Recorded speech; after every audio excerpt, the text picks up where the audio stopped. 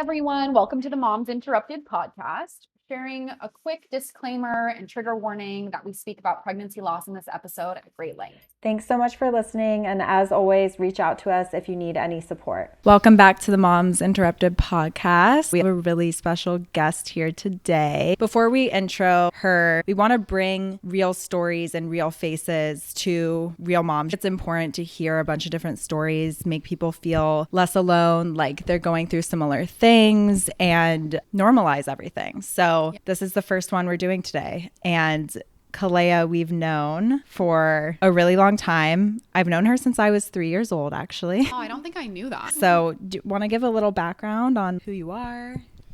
Yeah, so I'm Kelea. I am from Hawaii, but I grew up in Mexico as well. I've known Taylor for forever, and I think I met you in high school, Natasha. I remember being at some party, and I was like, I met Natasha. I was like, she's so cool. We were definitely at some parties. And now I'm in San Diego. I went to school here and met my fiance and got knocked up. But yeah, this is my first baby on the way, and I'm very excited. When are you due? I'm due May 29th, a couple more weeks. Very excited, really ready for this baby to pop out. Yeah, that's relatable. The last month is, it's exhausting and it is uncomfortable. Very uncomfortable. Wow. I'm constantly needing help from my fiance to get out of bed, the car, the couch, really anywhere. One time I had parked, and when I got out of my car, there was no car next to the driver's side. And when I came back out, there was someone parked very close to me on both sides, and I couldn't get in either door. And so this nice guy walking down the street, I was so pregnant, like 8 months pregnant. And I was like, I am so sorry, but could you please get in my car and back it up for me so that I can get in it, because I can't. That happened to me too recently. Did it? When I went to go get a prenatal massage, and I parked really close to a wall, and there was a tight spot in the car next to me. So I literally got to the passenger side, I crawled, and I just tried to shimmy out, and I did it somehow, but it was really stressful. I knocked over my coffee in my car, but it was fine. It's called pregnastics. Yeah. I wanted to make it work. So how did you find out you're pregnant? Okay, Yeah, so take us from the beginning. Okay, so it was really funny, actually. I was on a trip to Mexico City, and we were going out having fun. I particularly wasn't drinking that much. Maybe I had like 3 glasses of wine. Maybe I had 1 margarita one night. Yeah. And every morning I'd wake up severely hungover. I remember we went to that cafe, got breakfast, and I was like shaking. I'm like, what is wrong with me? Why do I feel so sick? This is so weird. The plane ride there, so nauseous, so sick. And then when we got back to San Diego, I just remember having a weird inkling. I think I'm pregnant. Something just came over me. And That intuition. yeah, definitely. And I texted you, and I was like, I think I'm pregnant. No. I was with you at UTC. Yes, that's right. And we're at a mall here in San Diego, and we were just walking around, and Kelea goes, yeah, so I think I'm going to go home and take a pregnancy test. I was like, first of all, there's another backstory to this, because you had been pregnant somewhat recently, which is another story. Yes. But it wasn't computing. I was like, wait, what? So casual. So casual. It's like, I think I'm pregnant. I was like, see you later. She was like, I'll let you know the results because I'm going to go home and take a pregnancy. So casual. I got the pregnancy test, went home, and my fiance was home. He was hanging out on his hammock, and I was like, I'm going to go pee on this stick. I was kind of like, I don't know, we'll see. And the faintest line popped up. I was like, oh shit. And I ran downstairs, and I'm like, so, I'm pregnant. And he was kind of like, and I ran back upstairs. I gotta go look at that test again. Then we had an appointment just to actually see what was going on.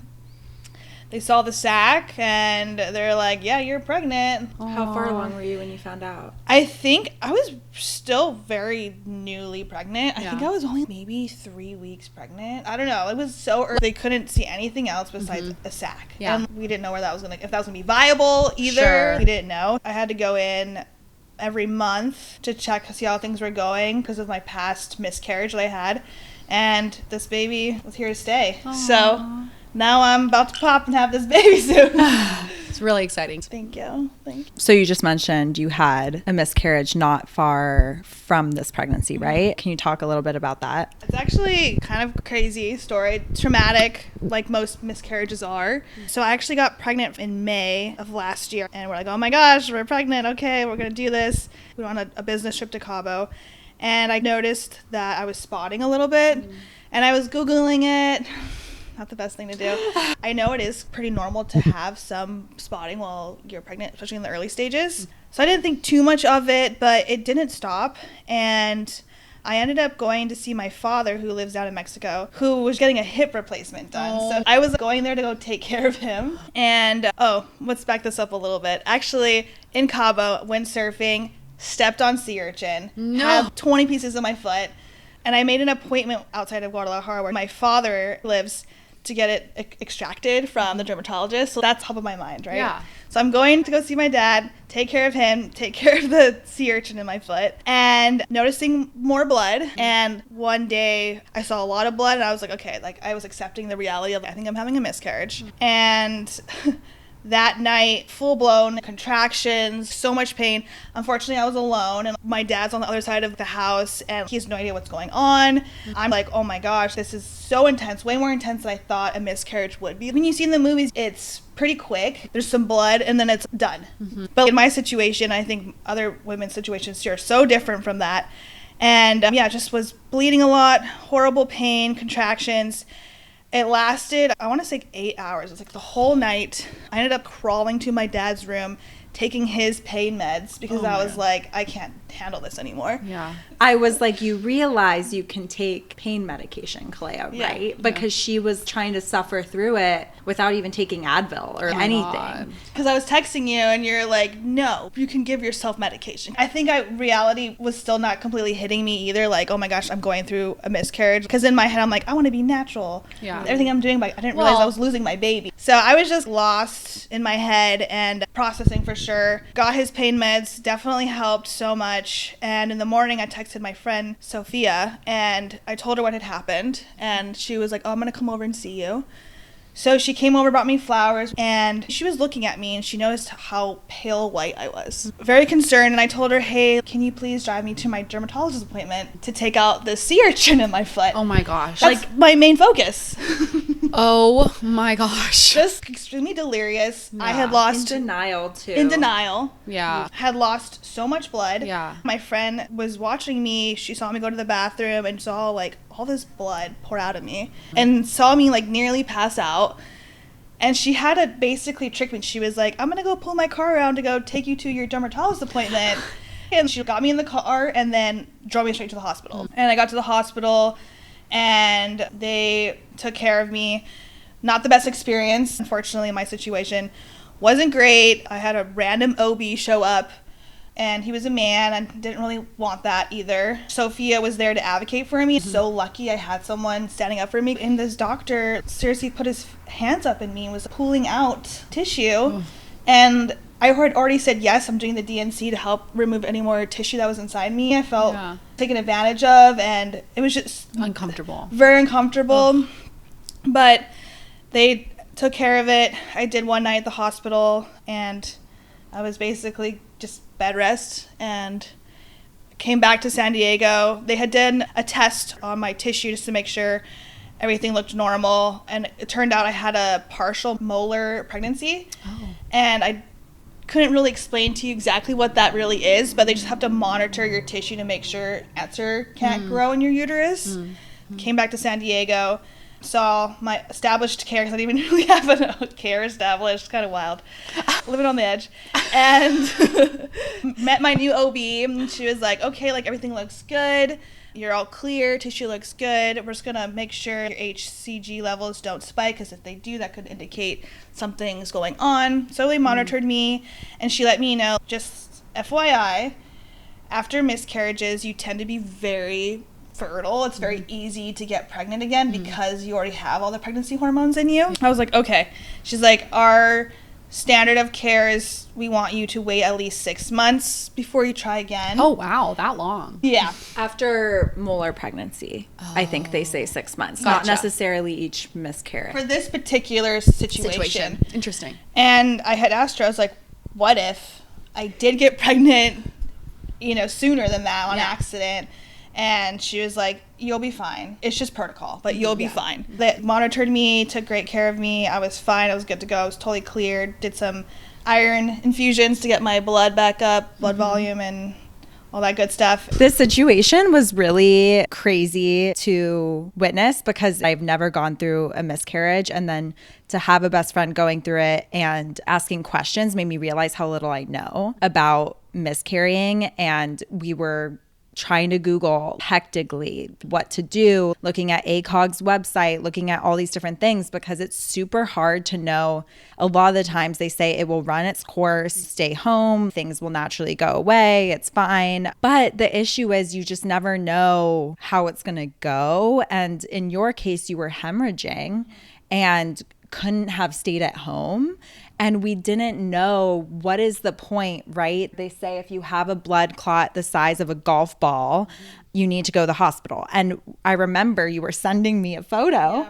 And we were like, is this the size of a golf ball? I don't know. That does look pretty big. Who makes that call? Who makes those decisions? If you're alone, you have to drive yourself. It's such a crazy situation to have to navigate alone and to navigate in general. And I felt so helpless because I wasn't there. And I feel like trying to Chat GPT how to deal with a miscarriage is so concerning. And I wish we all kind of knew more. I learned so much from your experience because I've never been through it, but it is so common, which is the crazy thing.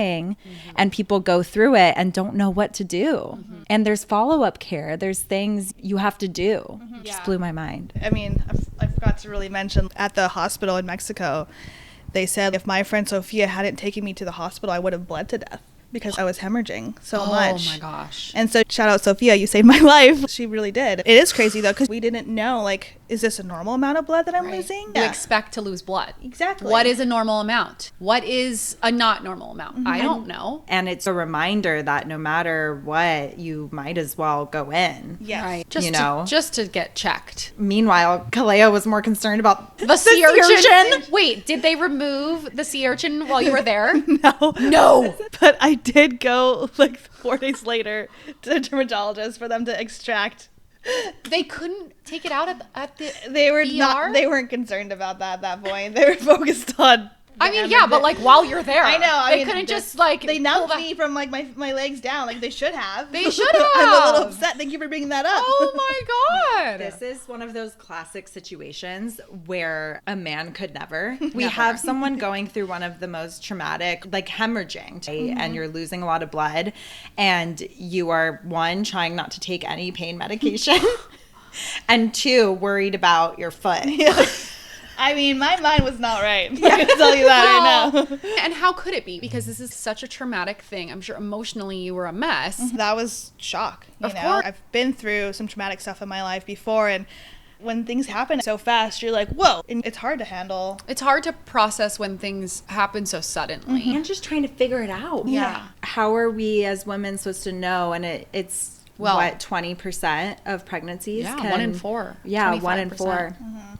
So, you know, we all go through it, and there's such a wide spectrum of how it can happen. You might need a DNC, which is a procedure to remove the remaining tissue after, but then sometimes, like we said, it runs its course, and it's so hard to know what to do. And until you're in it, right? Because we don't have any preventative care. So until you're in it, there's no way, because no one gives you a handout that says, in case of miscarriage, do XYZ. If Right. this happens, then do this, right? Right. There's nothing like that. It's just see what happens and come in if there's an emergency and we'll fix it. Yeah. Yeah, it's a lot too, because not only was that a physical crazy situation, you now mentally have to Mourn. mourn, and you feel like a failure as a woman too. The one thing that my body is designed to do and I couldn't do it, so you're so hard on yourself too. Right. What did I do wrong? Why did course. that happen to me? Did I eat something Did I do something? Like, we know, and I'm sure you know this, we know that it's not in our control, right? The majority of miscarriages are caused by a chromosomal abnormality. It's nature running its course. The body just takes care of it. But we as women just feel like if I would have just done something better or not done this, then maybe things would be different, even though rationally we know that we're not really in that much control of it. But I can't imagine the emotions around that. I know we have friends that have had miscarriages, and everyone feels that way, right? If only I would have done this. Why did I eat that? Why was I exercising? Whatever. It's a very common feeling, even though, like I said, rationally we know it's not our fault. Yeah. So fortunately, I didn't tell too many people, but I'm really happy that you were pregnant. That I was pregnant because Okay. it was so early on. Yeah. And I know, like, we're told not to really say Right. anything because of this situation. Right. And how far along were you? I was 10 weeks. Okay. So decently far along. Yeah. I was almost to the clear point where they said the percentage of you having a miscarriage is pretty low. Yeah. The upside of me telling the people that I told, I learned so much from their stories. Like, they told me I had a miscarriage. My mom had a miscarriage, and she went on to have 3 beautiful children. And, there were so many positive stories after that, and I was able to build a stronger community to bring more awareness to it. And, it's unfortunate, but so many women go through it. It really is that common. Not to take away from the trauma from it, like, it is so traumatic. Of course. It's unfortunate that we have to experience it. Like, the men don't experience any of this. Must be nice. Yeah. But my amazing... I'm sorry you had to go through it. Yeah, thank you. But fortunately enough, my fiance flew down the next day to be with me and turned that trip around to make it more positive and more uplifting, and got to spend time with my poor dad who just got his hip replaced. Oh my gosh. It was crazy. Now it's just a crazy memory at this point. And now you have And then now to look forward and to. then oopsie daisy's number 2. Kalea's really fertile. I'm very fertile, you guys. And also very careful. You know how it works, right? I do. Sex ed 101. I know it works. I was doing the thermometer method, and it has always worked for me for years. Yeah. We were being careful, but we weren't being that careful. We knew we were for each other, and no matter what was going to happen, we were like, we're in it. Yeah. So I have an amazing partner. So shout out, Dave. Love you. And what are you most excited about now with this pregnancy? How has it been? Okay, so this pregnancy has been rough. I can't catch a break.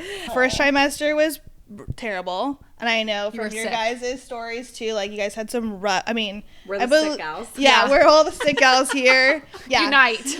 Yeah, we're the sick girls 808. That's our aim name. Yeah. Right? I think I was sick for 5 months straight. Yeah. Could hardly keep water down. Went to the hospital, throwing up blood. Like, it was gnarly. Oh my gosh. It was really rough. Hated everything. Food was just disgusting. And then I want to say, like, midway through second trimester, I caught the flu. I didn't realize how low your immune system is when you're pregnant. That was something that surprised me. Yeah. You just catch everything that comes your way. Yeah. So that was rough. But then I think the end of second trimester, beginning of third trimester, I was like, okay, this isn't too bad. You have the other symptoms that are way more manageable than constant nausea. I'd rather take everything else besides nausea. 100%. So far, I'm feeling pretty good. Just Okay. the normal aches and pains and the weight, the heaviness, and I'm just ready for this baby girl to come out. I'm ready for you. I'm so excited for you. Thank you. What do you feel like is the scariest, or what are you most nervous about for maybe birth or postpartum, or how do you feel about all of it? I think what makes me nervous about birth is definitely the pain. My plan is to go in unmedicated, and I have the fear of I'm at the point where I'm like, give me the drugs. And it's just a personal thing that I want to do for myself, to go unmedicated and get the whole, like, you're not going to get a trophy for going unmedicated. And I really hate when people say that too, because come on. I want people to be more supportive no matter what your choice is. I wish I got a trophy. I mean, this is my trophy right here, but Yeah. you know, like, I feel like women, when it comes to, like, their birth plan, is very interesting because it's, I don't know, if you do it unmedicated, it's negative, and if you do it medicated, it's negative. I don't know why we do that as women. And you just can't win, and everyone has an opinion, and that's why you have to tune out the noise and just stick with what you want. And everyone has something that they're going to try to, like, impress upon you, and everyone is going to say different things, whether it's a doctor or your friends or some random person on the internet,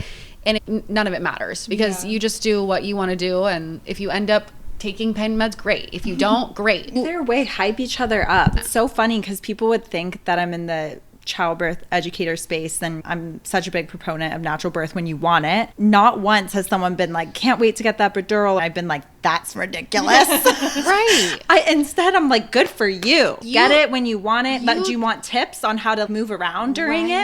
I'll help you. I'm excited for you. And I think that actually there's a stigma around birth education and even like any type of support you get that the biases behind those people they're going to judge you. And that couldn't be further from the truth. Yeah. Childbirth educators and lactation consultants and whoever you're seeing, they just want to help moms. That's why we're in this world. So whatever you choose, if you want an epidural, we want to help you get into the positions that will help move things along. Yeah. I just wish that when someone would say, oh, I want to try to do this unmedicated, they would be like, that's awesome. Yeah. Great. Tell me how it goes. And also, if it doesn't work out, that's fine. And there's no shame either way. But let's hype each other up. And like you were saying earlier, no matter what you choose, hell yeah. Like you're doing something hard. Everything's so hard. Why are women tearing each other down? We're all doing the same thing. There's room for everyone. Yeah. There's room for everyone to succeed. Yeah. No one has to be worse or better. We all deserve a trophy after birth. No matter how you do it. We C-section, all deserve it. unmedicated. Yeah. Who cares? Who cares? It's all hard. We're all fucking doing it. We're all fucking doing it. So let's all collect our award. Yeah. So what classes have you been taking? What have you been doing to prep? I've just finished my hypnobirthing course and it was really fun. I really loved all the techniques and tools that can help you through a natural unmedicated birth. Can you tell us what hypnobirthing is? Because I for sure thought it was someone hypnotizing you during labor. I feel like I truly don't understand the definition of hypnobirthing even after taking a just course. in your experience. From my understanding and from the course I took, basically you want to create a lot of oxytocin in your body. And the analogy that was given to me was a mother deer is pregnant, she's in labor, she wants to give birth. She's going to go find a little nest somewhere comfortable to give birth. She's producing a lot of oxytocin. A bear comes. The deer needs to leave. The deer stops her labor and she runs off and finds another safe place. So basically oxytocin is going to help make that labor go fast. And when something disrupts your labor, that might be getting into the car to go to the hospital. That might be Bright lights. It's loud. yeah. Lots of people you don't know looking at you, anything like that. Can disrupt your labor. And I forgot what the hormone is that comes and takes over. Catecholamines. Yes. You don't want that. And so you're at pause and that's going to cause and create a longer labor. So hypnobirthing is basically a way to create more oxytocin when you are also in situations where you need to leave and go to the hospital. So if you're having a home birth, you're basically creating that safe place, doing the candles, whatever makes you feel comfortable to produce that oxytocin. Yeah. Also, like, a tool is a song that you listen to every night that is calming and relaxing. And so when labor comes on, you play that song because it's already like in your head of, Conditioning your brain. Yeah, so that's like where the hypno kind of part comes in. Okay. But basically, it really is, you just want to create a lot of oxytocin. If you're not having a home birth, you're at home, you're laboring majority of the time, you're creating that safe space, the music's on, you're feeling all the oxytocin, but you know you're not going to give birth there. What do you do to maneuver and get to the hospital? So then you have tools like, okay, I'm going to put my headphones in. I'm going to listen to my birthing playlist, keeping me calm. I'm going to put an eye mask on. I don't want to stop the oxytocin from producing. It makes sense, right? Because our body responds to stimulus from the outside world. So that's great to have tools to know how to keep things going. And it's so funny because to me, hypnobirthing sounds so crunchy. So but crunchy. what you just described is exactly what's taught in every childbirth education class. Right. You want to produce oxytocin. You don't want to produce stress hormones. So it's cool you're getting those tools. It's so important to have just education around preparation or just like very basic knowledge of what to expect in these scenarios and how to navigate them like in a very basic way, right? We want to produce oxytocin. So these are ways to do that. Just to have any sort of education and knowledge of that going into it is so helpful, so you know what's happening in your own body. Even if you, like Kelea said, are going to a hospital, having epidural, all of these different things, this is still relevant. Exactly. Because so much of your birth, if you're using the tools to prepare your body for labor, no matter what kind of labor you're going to have, it's helpful. Yes. To get things started in this way. Yeah, absolutely. Something else happened that was really funny recently. Can you tell us? Yeah, so my last class actually with hypnobirthing, we went over how to stimulate your nipple to produce milk, to get milk going. I got colostrum out. I was like, oh my gosh, it was exciting to see, my boobs are working, you know? So I was all excited about that. And then class ended, and I want to say 3 hours later, or maybe 2 hours later, I started having mild contractions, and I did not feel well at all. It was like coming and going, and I wasn't like timing them. I just was noticing irritation and discomfort, and it lasted all night, and then in the morning was still feeling pretty crappy. At this point, how many weeks were you? 36. Okay, so it's still too early. Yeah, 36. The next day I was like, I just don't feel well. I was noticing a little bit more fluid come out of me as well, and they were coming in waves. So I was like, this kind of feels like maybe it's mild contractions. So I hit up my OB. I was like, what's going on? What do you think? No. First, sorry. Kalea's like, oh, I sent a message, but she hasn't responded. So we'll see if she responds. I was like, Kelea, you just told me your contractions are 5 minutes apart and consistent. You need to call your OB. Yeah. So nonchalant about all this stuff. You're gonna have the baby at home. You're gonna be like, no, I'm not in labor. I have a stomach bug. I just don't feel good. She's gonna be like 41 weeks. Like, no. That's the plan. Yeah, so that's true. Taylor told me to call, and I was like, okay, you're right, I'm going to call. So I called my OB. They're like, some of your symptoms sound very normal, but the lower back pain, the consistent contractions coming and going, we want to make sure you're not going into preterm labor. Why don't you go check in to L&D and see what's going on? So went down there. L&D is labor and delivery. That's right. Sorry. I got all the lingo now that I'm pregnant. Checked in. They saw that I was 1 centimeter dilated already, and I was like, oh my God. But that's also very normal. Yeah. They just monitored me. Everything looked normal. When they do the non-stress test, they did see some like action going on, but nothing too crazy. Had to stay there for a couple hours just to make sure I wasn't continuing to dilate. Was able to leave because I wasn't, and got home, threw up, and I felt better. Good time. Yeah. So the learning here is that nipple stimulation can cause labor contractions. Right. And it's one of the natural ways of induction, which is, we talked about in our birth episode, but a way to start labor. So I always tell people not to really do nipple stimulation in a way that you want to start labor until you are ready. And something to remember is that some people are more sensitive than others, right? So like you'll see online, if you pump, you have to pump like many times a day to get labor started. But some people can just have minimal amounts of nipple stimulation or a cervical check at their OB's office, and that kicks things right off. So just fair warning. Some people collect colostrum and stuff before birth. Right, and nothing happens. happens. But you just don't know which person you're going to be. So unless you're ready to get things going, which at 36 weeks you don't want to, even though you do, but you don't. And nurses told you, which they're true, that baby would have been fine. But still, if baby's not ready, then you might as well keep her cooking a little. Yeah, totally. Well, word to the wise. Word to the wise. Don't touch your nips until it's game time. Unless you want something to get it kick-started. My OB told me if I wanted to collect colostrum, to wait till 39 weeks. Yeah, that makes sense. Which she was like, then we're not worried about anything, right? Also, due dates, schmoo dates. So, like, you were 36 weeks, but maybe baby, like, really was more closer to 35. You don't really know. So then it's, like, always safer to wait until you hit, closer to 40 to do those things. Absolutely. Yeah.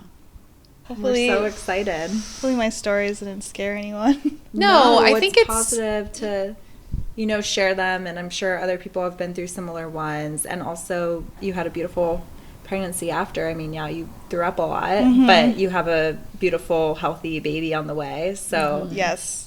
And one little quick story, when I went to go get checked at the ultrasound, with the ultrasound tech, I had told her my previous miscarriage had happened not too long ago, and she was like, okay, let's see what's going on. And then she saw the sac, and it was really sweet what she told me. She's like, baby wanted to come, and I'm sorry what happened before, but baby found a new vessel, and baby wants to come. So I thought that was really sweet. That's really sweet. I'm gonna cry. I know. that's really So cute. this baby wanted to come, and I'm so excited and so happy for it to come my way. We're so happy for you. It'll be soon. Wait, one thing, because I feel like people always want to know, how long after the miscarriage did you get pregnant again? I want to say it was 2 months. 2 months. 2 months I Okay. got pregnant. And you were told to wait 6. I was told to wait 6. I don't Okay, baby was coming. Baby wanted to come. Mama was fertile. Yeah. Things Hey, were happening. What can I say? Well, we're so happy for you, and thank you for sharing with us. Yeah, Thank you, ladies. Let us know if anyone has any questions about it or resources we could share to help through miscarriages. Yeah, we're here for you. Yeah. Thanks, guys. Thanks for being here with us.